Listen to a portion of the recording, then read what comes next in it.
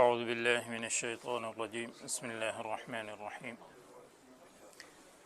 ان الذین یکفرون بآیات اللہ ویقتلون النبیین بغیر حق ویقتلون الذین یأمرون بالقسط من الناس فبشرهم بعذاب علیم اولئک الذین حبطت اعمالهم فی الدنیا والآخرہ وما لهم من ناصرین ألم تر إلى الذين أوتوا نصيبا من الكتاب يدعون إلى كتاب الله ليحكم بينهم ثم يتولى فريق منهم وهم معرضون ذلك بأنهم قالوا لن تمسنا النار إلا أياما معدودات وغرهم في دينهم ما كانوا يفترون فكيناهم ليوم لا ريب فيه ووفيت كل نفس ما كسبت وهم لا يظلمون قل اللهم مالك الملك تؤتي الملك من تشاء وتنزع الملك ممن تشاء وتعز من تشاء وتذل من تشاء بيدك الخير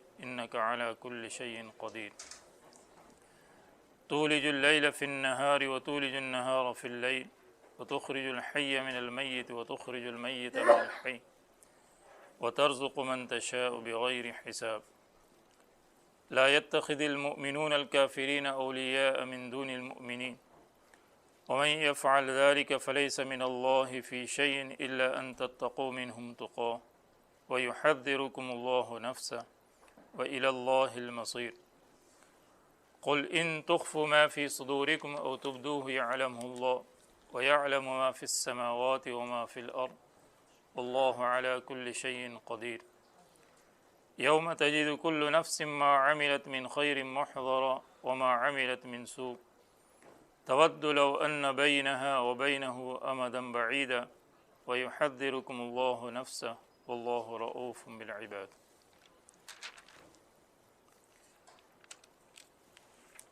یہ سورہ آل عمران کا تیسرا رکوع یہاں سے شروع ہو رہا ہے اور آیت نمبر 21 جو ہے یہاں سے شروع ہو رہی ہے۔ ابتدائی آیتوں کے اندر نصارہ کی طرف جو نجران سے ان کا تعلق تھا ان کی طرف اشارہ تھا، یعنی ان کے ساتھ جو ہے وہ خطاب تھا۔ ان آیتوں کے اندر یہود کی کچھ خصلتوں کا ذکر کیا جا رہا ہے۔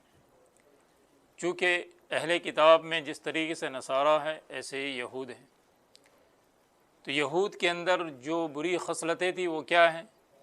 اس میں سب سے پہلے تو یہ ذکر کیا کہ یہ اللہ کی آیتوں کا انکار کرتے ہیں۔ دوسرے یہ ہے کہ نبیوں کو ناحق قتل کرتے ہیں، اور جو اچھائی کا حکم دیتا ہے ان کو بھی یہ قتل کرتے ہیں، اور ساتھ ہی ساتھ ان کے اندر جو ہے وہ یہ خرابی ہے کہ اللہ کی احکامات کی طرف جب ان کو بلایا جاتا ہے تو وہ مکر جاتے ہیں، وہ انکار کرتے ہیں، اور پھر ان کو اپنے جو ہے نا نبوت کے خاندان ہونے پر جو ہے ان کو ایک قسم کا جو ہے وہ غرہ تھا، اور وہ کہتے تھے کہ ہم انبیاء علیہ السلام کے اولاد ہیں، اگر ہم گئے بھی جہنم میں تو چند دن کی بات ہے، نعوذ باللہ۔ تو اس طریقے سے یہ اپنے ذہنوں کی گھڑی ہوئی باتوں پر جو ہے وہ اپنے آپ پر نازات ہیں۔ تو اللہ رب العزت نے ان تمام چیزوں کو یہاں پر ذکر فرما دیا ہے۔ سورہ بقرہ کے اندر بھی جو ہے یہ کئی جگہوں پر اس کا ذکر ہو چکا ہے۔ بہرحال پہلی آیتوں کے اندر ذکر کیا جا رہا ہے ان الذین یکفرون بآیات اللہ، بے شک وہ لوگ جو انکار کرتے ہیں اللہ کی آیتوں کا اور حکموں کا، وَيَقْتُلُونَ النَّبِيِّينَ بِغَيْرِ حق، اور انبیاء علیہ السلام کو قتل کرتے ہیں ناحق۔ نبی کو قتل کرنا ویسے ہی ناحق ہوتا ہے، اس لیے کہ انبیاء علیہ السلام جو ہے ویسے ہی معصوم ہوتے ہیں، تو ان کے قتل کرنے کا جو ہے وہ سوال ہی پیدا نہیں ہوتا ہے۔ اسی وجہ سے ایک روایت جو صاحب ابن کثیر نے نقل کی ہے، اس میں اللہ کے نبی صلی اللہ علیہ وسلم سے پوچھا گیا کہ سب سے زیادہ سخت عذاب کس کو ہوگا؟ فرمایا جو نبی کو قتل کرے۔ یہ سمجھ میں آنے والی ویسی بھی بات ہے، اور فرمایا جو اچھائی کا حکم کرے انہیں بھی قتل کرے، وہ بھی جو ہے سب سے زیادہ اس کو سخت عذاب ہوگا۔ چنانچہ صاحب روح المعانی نے ایک روایت نقل کی ہے کہ بنی اسرائیل یعنی یہود نے 43 نبیوں کو ایک ہی وقت میں قتل کیا، ایک ہی وقت۔ تو اسی لیے جو حالات ہم دیکھتے ہیں نا، تو یہ انہی کی تو اولاد ہے، تو جو نبیوں کو قتل کریں وہ جو ہے ان کا دل کتنا سخت ہوگا۔ اور جو لوگ ان کو نصیحت کرنے کے لیے کھڑے ہوئے کہ کیوں تم قتل کرتے ہو، وہ تقریباً 170 لوگ تھے، ان کا بھی کام انہوں نے تمام کر دیا۔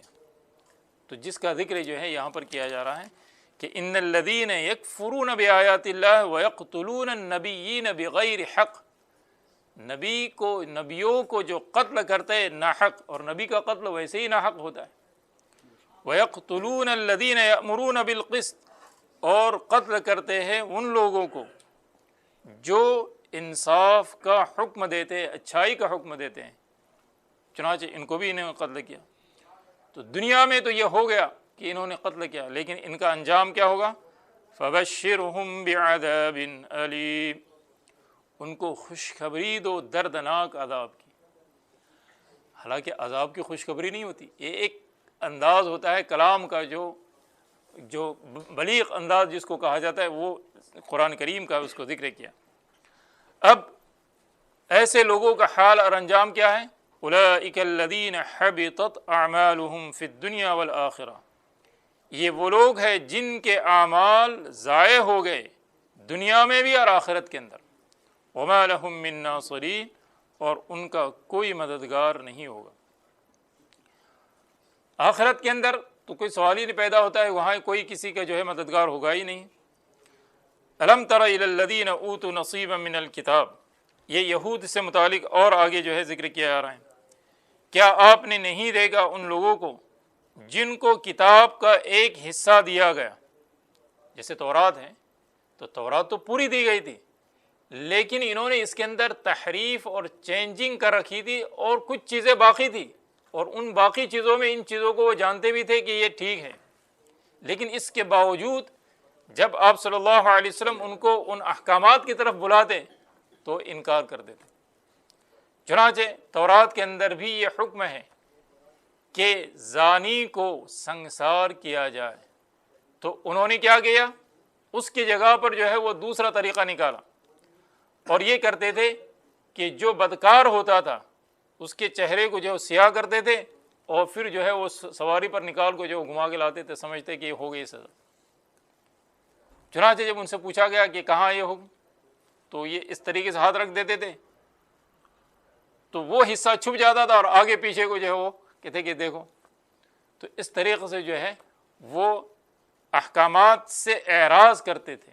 تو جس کا ذکر یہاں پر کیا جا رہا ہے کہ الم تر الی الذین اوتوا نصیبا من الکتاب یدعون الی کتاب اللہ، جب ان کو بلایا جاتا اللہ کی کتاب کی طرف، لیحکم بینہم، تاکہ وہ کتاب ان میں فیصلہ اور اس کے اندر جو ہے وہ احکامات کو نافذ کریں، ثم تولی فریق منہم وہم معرضون، تو پھر ان میں سے ایک جماعت اعراض کرتی تھی، تغافل برتتے ہوئے، بے اعتنائی برتتے ہوئے، یعنی اس کی طرف کوئی دھیان نہیں دیتی۔ اچھا، یہ کیوں کرتے تھے اس طریقے سے؟ ذالک بانہم قالوا، یہ اس وجہ سے کہ انہوں نے کہا، لن تمسنا النار الا ایاما معدودات، کہ ہم کو ہرگز آگ نہیں چھوئے گی، نہیں لگے گی مگر چند دن۔ تو چند دن بھی کوئی معمولی بات نہیں ہے، حالانکہ یہ سب چیزیں کیا ہیں؟ بالکل یہ من گھڑت ہے۔ وغرہم فی دینہم ما کانوا یفترون، اور ان کو دھوکے میں ڈال رکھا تھا اپنے دین کے بارے میں جو وہ اپنی باتوں کو من گھڑت بنا لیتے تھے۔ ایسے اللہ تعالیٰ حفاظت فرمائے۔ آج بھی جو ہے بہت سے ایسے لوگ ہیں جو عوام کو بہکانے کے لیے من گھڑت باتوں کو جو ہے وہ رواج دیتے ہیں، اور عوام یہ ہے کہ اس کی جو ہے وہ تقلید کرتے رہتے، فالو کرتے رہتے۔ تو اس کی کوئی حقیقت نہیں ہے، جب تک وہ قرآن اور حدیث سے ثابت نہ ہو اس چیز کا کوئی وجود نہیں، اور اس کو فالو نہیں کرنا چاہیے۔ تو اب انہوں نے یہ بات کہی کہ ہمیں آگ نہیں چھوئے گی، لیکن اللہ رب العزت فرما رہے ہیں فَكَيْفَ إِذَا جَمَعْنَاهُمْ لِيَوْمٍ لَا رَيْبَ فِيهِ، پھر کیا حال ہوگا جب ہم ان کو جمع کریں گے ایسے دن جس میں کوئی شبہ اور ڈاؤٹ نہیں، یہ دن آ کر رہنا ہے۔ اور کان مقدارہ 50,000 سنہ، فرمایا اس دن کی مقدار 50,000 سال کی ہوگی۔ ایک دن کان مقدارہ 50,000 سنہ، اور ایک جگہ پر فرمایا 1000 سنہ، 1000 سال کے برابر۔ تو اب سوال پیدا ہوتا ہے کہ ایک جگہ پر 1000 سال کہا جا رہا ہے، ایک جگہ 50,000۔ تو یہ ایک علمی سوال ہے، اس کا جواب یہ دیا جاتا ہے کہ بعض لوگوں کے لیے وہ دن 50,000 سال کے برابر ہوگا، اور بعضوں کے لیے 1000 سال کے برابر، اور مومن کے لیے تو پتہ ہی نہیں، وہ تو ایسا معلوم ہوگا جیسے کوئی ہے۔ اور اس کی مثالیں ہمیں دنیا کے اندر جو ہے بہت ساری۔ ایک آدمی اگر بیمار ہو جائے تو رات اس کو ایسے لگتی کہ پتہ نہیں مہینوں کی رات لگتی ہے، اور جو نوجوان ہیں اس کو جب صبح میں اٹھایا جاتا ہے تو وہ کہتا ہے کہ میں تو ابھی سویا تھا، مجھے جو ہے وہ کس طریقے سے جو ہے ابھی اٹھایا جا رہا ہے، تو اس کو پتہ ہی نہیں ہو رہا ہے۔ تو یہ جو ہے مثالیں موجود، تو ایک جگہ پر 50,000 سال کا ذکر ہے اور 1000، یہ تفاوت ہے انسانوں کے اعتبار سے۔ بہرحال فرمایا کہ اس دن ان کا کیا حال ہوگا جس دن ان کو جمع کیا جائے گا۔ وَأُوفِّيَتْ كُلُّ نَفْسٍ مَّا كَسَبَتْ وَهُمْ لَا يُظْلَمُونَ، اور پورا ہر نفس کو بدلا دیا جائے گا جو اس نے کیا، وَهُمْ لَا يُظْلَمُونَ، اور ان پر ظلم نہیں کیا جائے گا۔ دنیا میں تو یہ ہوتا ہے کہ کوئی آدمی مجرم ہوتا ہے تو مجرم تو بچ جاتا ہے اور غیر مجرم کو پکڑا جاتا ہے، یا ہے کہ وہ کئی سال تک وہ جیل کاٹتے رہتا ہے، سزا کاٹتے رہتا ہے، بعد میں پتہ چلتا ہے کہ یہ تو بری تھا۔ یہ تو ہم روزانہ اس قسم کے واقعہ سنتے رہتے کہ 11 سال تک جیل کاٹی، 20 سال تک جیل کاٹی، کیا ہوا بھائی؟ بولے کوئی جرم ثابت نہیں ہوا۔ تو وہاں ایسا مسئلہ نہیں ہے، یہاں تو جو ہے ہر چیز کا ریکارڈ محفوظ ہے، ہر ایک کو اس کے کیا کا بدلہ دیا جائے گا۔ آگے ایک دعائیہ جو ہے وہ آیت ہے، لیکن ساتھ ہی ساتھ اس کے اندر ایک پیشن گوئی کی جا رہی ہے، اور وہ پیشن گوئی کیا ہے کہ اصل کے اندر کہ جب غزوہ بدر اور احد اور یہ جنگیں جب ہوئی تو اس کے اندر مشرکین کو زبردست شکست اور ناکامی ہو گئی، تو انہوں نے جو ہے آپس میں پلان بنانا شروع کر دیا کہ ان کی تعداد تو بڑھتی جا رہی ہے اور یہ آگے بڑھتی ہی چلے جا رہے ہیں۔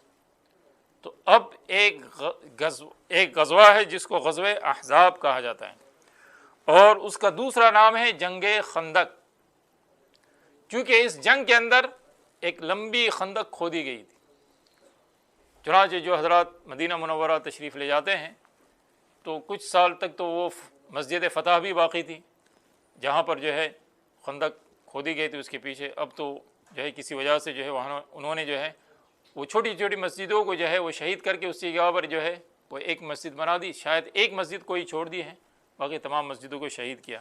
بہرحال یہ وہاں کے جو ہے حکومت کا اپنا ذاتی مسئلہ ہے۔ اینی تو اب یہ غزوہ خندق جب کھودی جا رہی تھی تو حضرات صحابہ پوری جو ہے طاقت اور قوت کے ساتھ اور بڑی مشقت کے ساتھ اس خندق کو کھود رہے تھے، لیکن ایک جگہ پہنچ کر ایک چٹان اور ایک پتھر ایسا آ گیا کہ جو ٹوٹ نہیں رہا تھا۔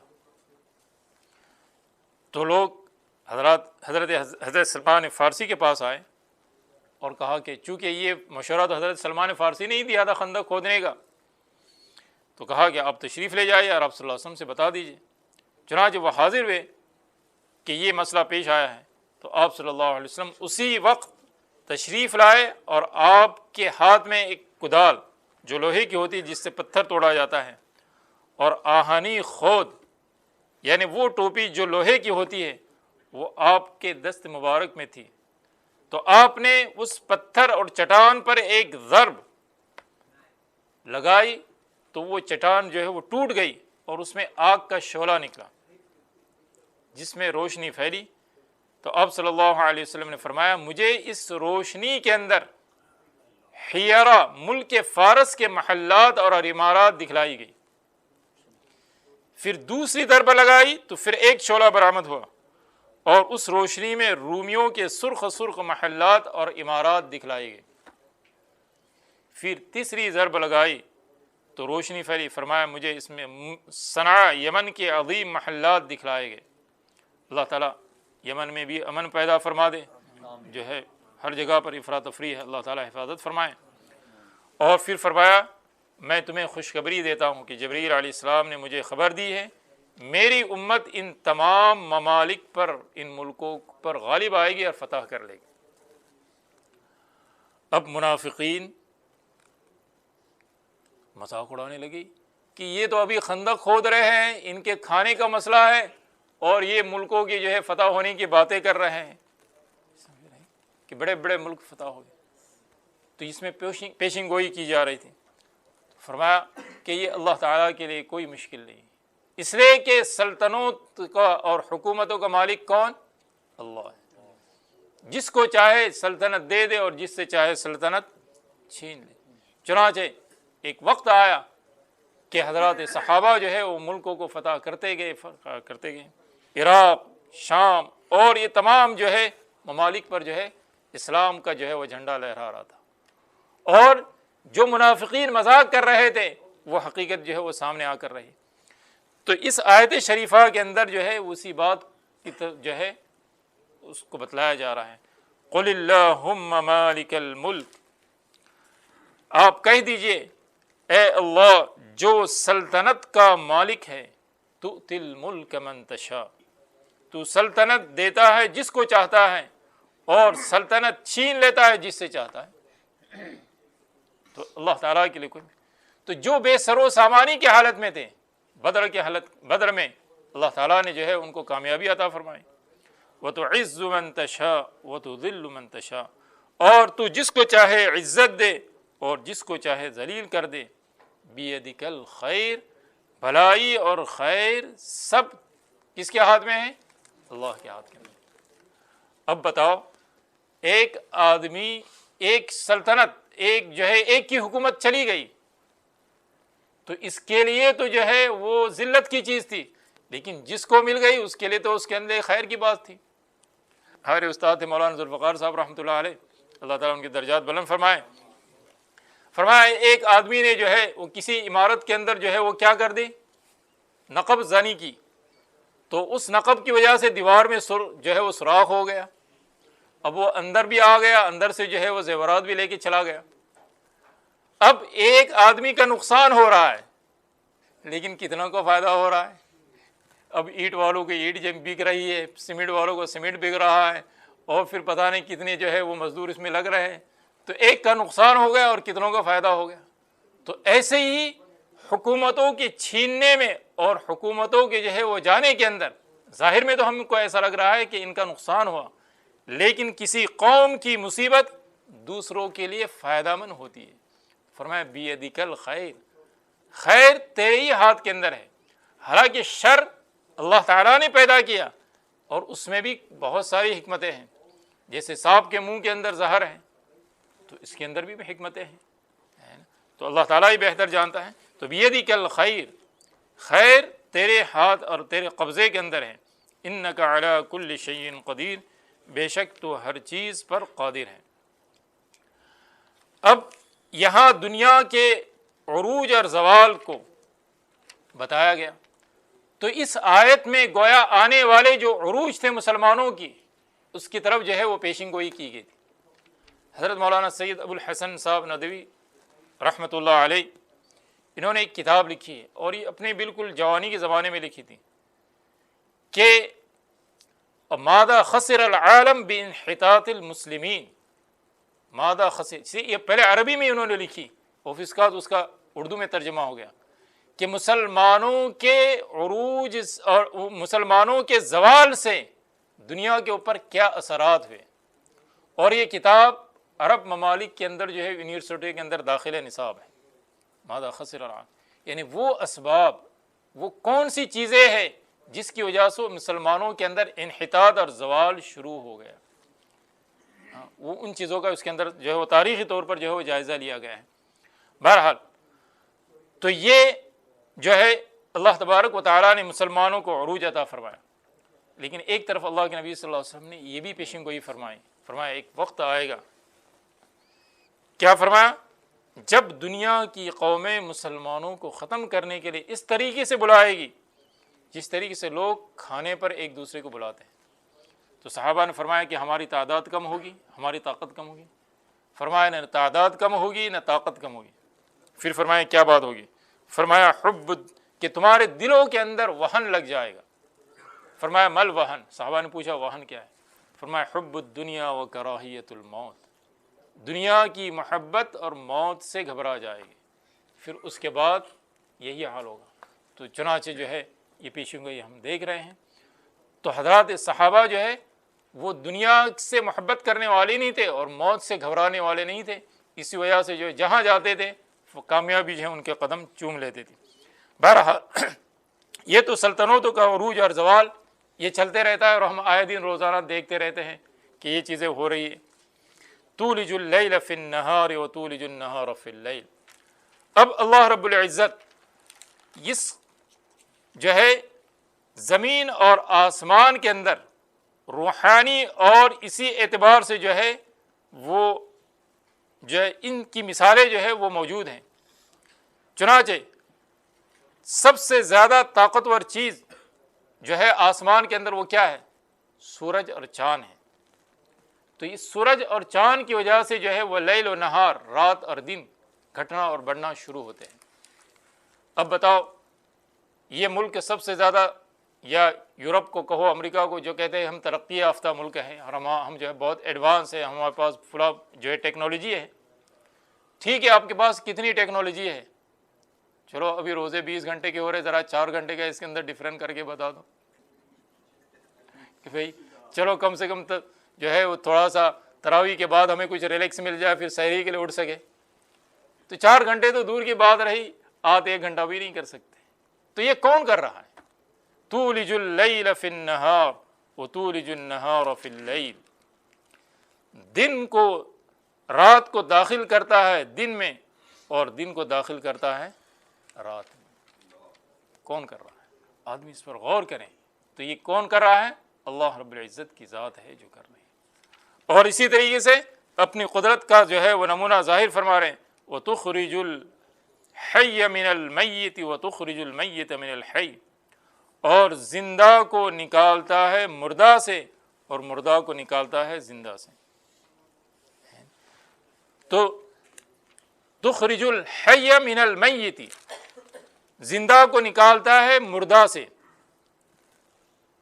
مرغی کو انڈے سے اور انڈے کو مرغی سے۔ تو یہ کیا ہے؟ مرغی زندہ ہے، انڈا جو ہے وہ مردہ ہے۔ اس کے علاوہ اور بھی مثالیں ہیں۔ تو یہ کون کر رہا ہے؟ قدرت کی کاریگری یہ اللہ رب العزت جو ہے وہ کر رہے ہیں۔ وَتَرْزُقُ مَن تَشَاءُ بِغَيْرِ حِسَاب، اور اللہ رب العزت عطا فرماتا ہے رزق جس کو چاہتا ہے بے شمار، ان کاؤنٹ۔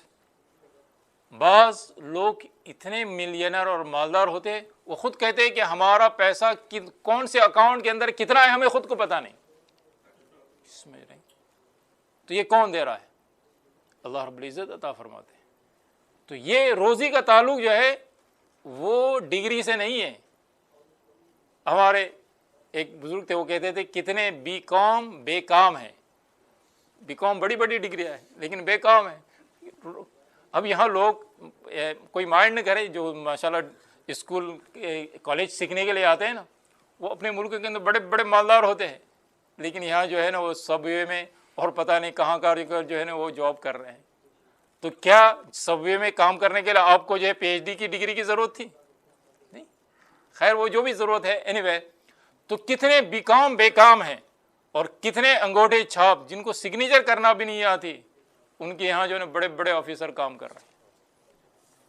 اسی کو عربی شاعر نے کہا ہے، کم عاقل عاقل آیت مذاہب وکم جاہل جاہل تلقاہ مرزوقا هذا الذي ترك الاوهام حائرا وسير العالم النهارير زنديقا۔ اور شیخ سعدی رحمۃ اللہ علیہ فرماتے ہیں اگر روزی بدانش در فزودے، زنادہ تنگ تر روزی نبودے، بنادا آ چنا روزی رسانت کے دانا اندرا حیرا بمانت، کہ اگر روزی کا مدار جو ہے وہ جو ہے عقل مندی پر ہوتا تو دنیا میں جتنے بے وقوف ہے وہ بھوکے مرنا چاہیں، لیکن بے وقوف کو اللہ تعالیٰ ایسی جگہ سے عطا فرماتا ہے کہ دانا بھی حیران ہے کہ کہاں سے کما رہا ہے۔ تو وَتَرْزُقُ مَن تَشَاءُ بِغَيْرِ حساب، اللہ رب العزت جس کو چاہے بے حساب عطا فرماتا ہے۔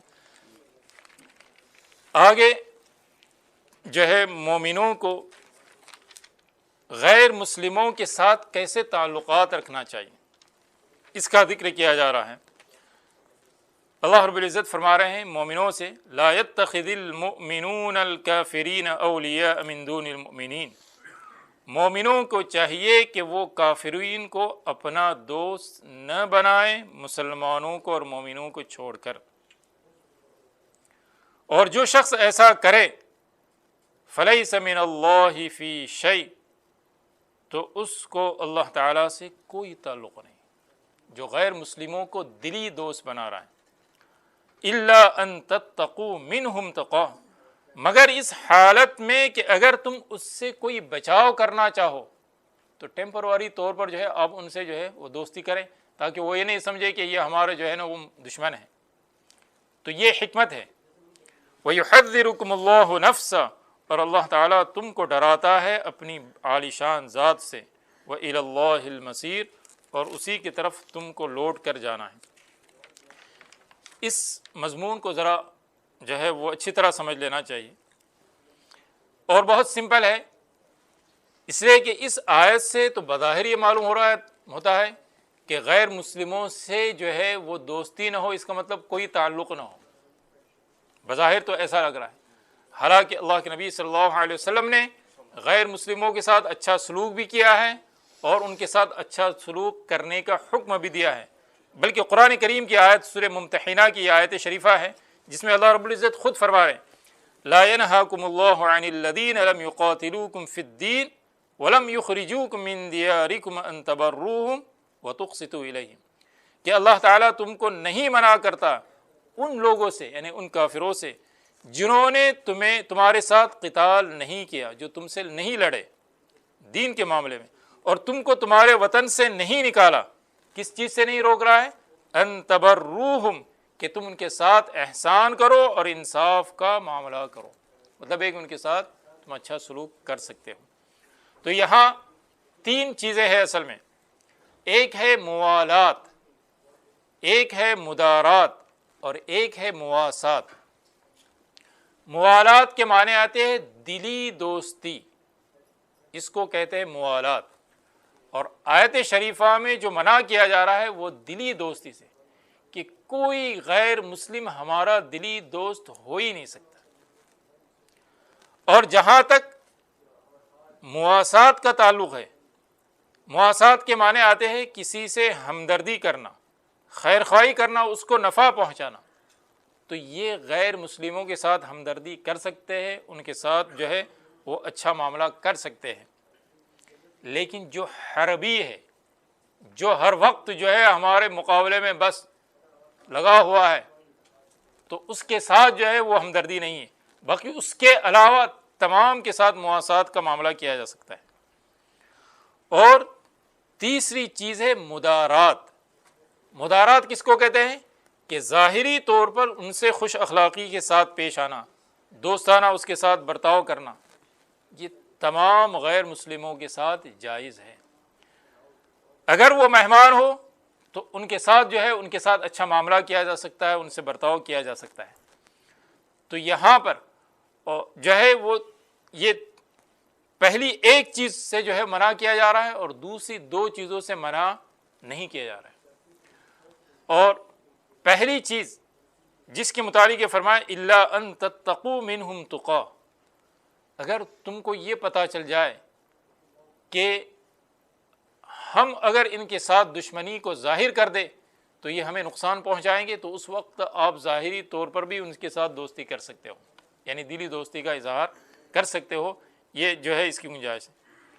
اور چوتھا درجہ ہے معاملات، لین دین، ڈیلنگ، تو تجارت ہو، اجرت ہو، ملازمت ہو، صنعت اور حرفت ہو، یہ غیر مسلموں کے ساتھ کیے جا سکتے ہیں، اس میں کوئی حرج نہیں۔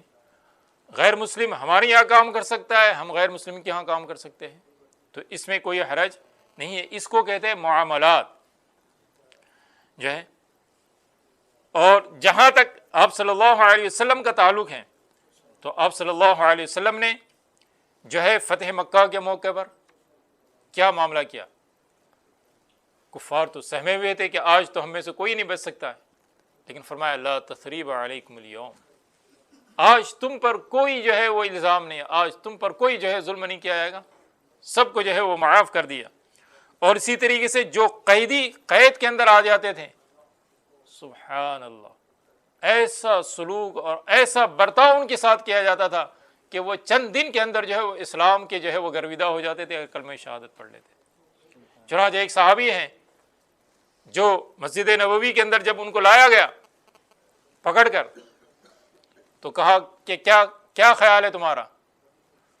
تو انہوں نے فرمایا کہ اگر آپ قتل کریں تو آپ قتل کر سکتے ہیں، اور اگر آپ جو ہے وہ چھوڑنا چاہے تو آپ بڑے اچھے جو ہے وہ اخلاق کے مالک ہیں۔ تو ایک دن، دو دن، تین دن، تو تیسرے دن جو ہے آپ صلی اللہ علیہ وسلم نے جو ہے ان کو چھوڑ دیا، اور کچھ دیر جو ہے آگے چلے، اور پھر آ کر جو ہے وہ کلمہ شہادت پڑھ لی۔ فرمایا کہ آپ کے اخلاق سے متاثر ہو کر میں نے کلمہ پڑھ لیا، اگر میں اس وقت قید کی حالت میں پڑھ لیتا، چونکہ وہ سردار تھے تو لوگ کہتے کہ قید کی وجہ سے پڑھ لیا، تو اس وجہ سے میں نے اس وقت جو ہے کلمہ نہیں پڑھا۔ بہرحال تو آپ صلی اللہ علیہ وسلم نے جو قیدیوں کے ساتھ سلوک کیا وہ بھی اپنی جگہ پر ہے۔ اور حضرت فاروق اعظم رضی اللہ تعالیٰ عنہ نے غیر مسلم ذمیوں کے ساتھ بیت المال سے وظیفہ بھی جاری کیا تھا، اور خلفاء راشدین اور صحابہ کرام کے معاملات جو ہے اس پر جو ہے وہ ظاہر ہے کہ اس کی جائے۔ تو بہرحال اب یہاں پر جو ایک سوال پیدا ہوتا ہے وہ یہ ہے کہ غیر مسلم کے ساتھ دلی دوستی کیوں نہیں کرنا چاہیے؟ تو اس کی وجہ یہ ہے کہ مسلمان کی زندگی کا جو مقصد ہے، مسلمان کی زندگی کا جو مقصد ہے وہ کیا ہے؟ اللہ کی رضامندی ہے، کہ اللہ رب العزت جو ہے وہ خوش ہو جائے۔ چنانچہ ایک جگہ پر فرمایا قل ان صلاتی ونسکی ومحیای ومماتی للہ رب العالمین، ہمارا مقصد یہ نہیں کہ بس زندگی گزار کے چلے جائے، بلکہ ہمارا مقصد یہ ہے کہ اللہ رب العزت ہم سے راضی ہو جائے۔ اور ظاہر ہے کہ جو اللہ کا دشمن، اگر ہم اس سے دوستی کریں گے تو اللہ ہم سے راضی کیسے ہوگا؟ یہ ہو نہیں سکتا، لہذا اس سے دلی دوستی تو نہیں ہو سکتی ہے۔ اس لیے اس کو ایک اور سمپل طریقے سے آپ سمجھ سکتے ہیں کہ حدیث پاک کے اندر فرمایا گیا من احب للہ وابغض للہ فقد استکمل ایمانہ، جس نے اپنی دوستی خالص اللہ کے لیے کی اور جس نے اپنی دشمنی صرف اللہ کے لیے کی، اس نے اپنے ایمان کو مکمل کر دیا۔ تو اب غیر مسلم سے جو آپ نفرت کر رہے ہیں وہ کس کے لیے کر رہے ہیں؟ اللہ کے لیے کر رہے ہیں۔ تو اس وجہ سے اب ایمان مکمل اسی وقت ہوگا، اور ظاہر طور پر اس کے ساتھ اچھا برتاؤ کرنا، اس کے ساتھ معاملات کرنا، اس کے ساتھ ڈیلنگ کرنا، شریعت نے اس کی اجازت دی ہے، اس میں کوئی حرج نہیں ہے۔ لیکن بسا اوقات کوئی آدمی یہ کہہ سکتا ہے کہ چلو میں اس کے ساتھ جو ہے وہ دوستی نہیں کر رہا ہوں، اس کے ساتھ میری دوستی نہیں ہے، لیکن دل کے اندر تو اس کی دوستی، اس کا پتہ کیسے چلے گا؟ تو اللہ رب العزت فرما رہے ہیں کہ ہم کو تمہارے جو ظاہر کے حالات ہے اس کا بھی پتہ ہے، اور تمہارے دل کے اندر کیا ہے اس کا بھی ہم کو پتہ چل جائے گا۔ تو بہرحال اس آیت شریفہ میں اللہ رب العزت کا ارشاد ہے لا يتخذ المؤمنون الکافرین اولیاء من دون المؤمنین۔ تو اس سے پتہ چلا کہ غیر مسلم کے ساتھ دلی دوستی مسلمان کبھی بھی نہیں کر سکتا ہے، اس کے ساتھ اچھے برتاؤ کیا کر سکتا ہے، مواسات ہمدردی کر سکتا ہے، اور مدارات اس کے ساتھ خوشخلقی کے ساتھ پیش آ سکتا ہے۔ ومن يفعل ذلك فليس من الله في شيء الا ان تتقوا منهم تقاه ويحذركم الله نفسه، اور اللہ تعالیٰ تم کو ڈراتا ہے اپنی ذات سے، کہ اصل تو اللہ کی ذات سے ڈرنا ہے، وإلى الله المصير، اور اسی کی طرف لوٹ کر جانا ہے۔ تو تم نے کس وجہ سے دوستی کی تھی یہ تو اللہ تعالیٰ بہتر جانتا ہے، اسی کا ذکر اگلے آیت کے اندر کیا جا رہا ہے۔ اور پھر انسان جو کچھ کر رہا ہے وہ قیامت کے دن جو ہے اس کو وہ حاضر پائے گا، تو اس وقت وہ تمنا کرے گا کہ کاش کہ اس دن اور اس کے درمیان کے اندر بہت دوری کا فاصلہ ہوتا، تاکہ مجھے یہ جو ہے موقع ہی نصیب نہیں ہوتا کہ میں جو ہے وہ سزا پالوں۔ تو اللہ تبارک و تعالیٰ جو ہے اس سے حفاظت فرمائے۔ تو بہرحال انسان ہے، اس کے اندر اگر کمی بیشی ہو چکی ہے تو موت سے پہلے پہلے جو ہے وہ اپنی زندگی کو ٹھیک کر لے، اور اگر کچھ معاملات اس طریقے سے ہو چکے ہیں ہمیں پتہ نہیں تھا تو اس کا اور جو ہے اللہ تعالیٰ کا معاملہ ہے، یہ اس پر استغفار کر لے، ندامت کر لے، اللہ تبارک و تعالیٰ جو ہے اس سے درگزر فرمائیں گے۔ بہرحال اللہ تبارک و تعالیٰ سے دعا فرمائیے کہ اللہ تعالیٰ ہم سب کو جو ہے قرآن کریم کی تعلیمات پر عمل کرنے کی توفیق عطا فرمائے۔ وآخر دعوانا الحمد للہ۔